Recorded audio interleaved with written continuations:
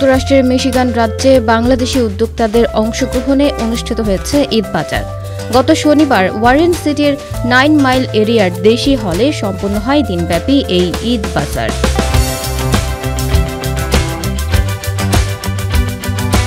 মিশিগানের প্রবাসী বাংলাদেশি নারী উদ্যোক্তারা দেশি বিদেশি পণ্য নিয়ে আসেন এই মেলায়। বাংলাদেশি পোশাকের পাশাপাশি ইন্ডিয়ান পাকিস্তানি পণ্যের দেখা মেলে ঈদ বাজারে। নিউ ইয়র্কের মার্কস হোম কেয়ার এখন মিশিগানে।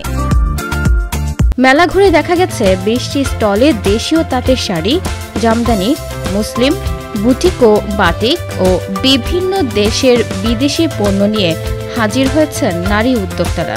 প্রবাসীদের অংশগ্রহণ এবং ক্রেতাদের স্বতঃস্ফূর্ত সাড়ায় উচ্ছ্বাস প্রকাশ করেছেন আয়োজকরা।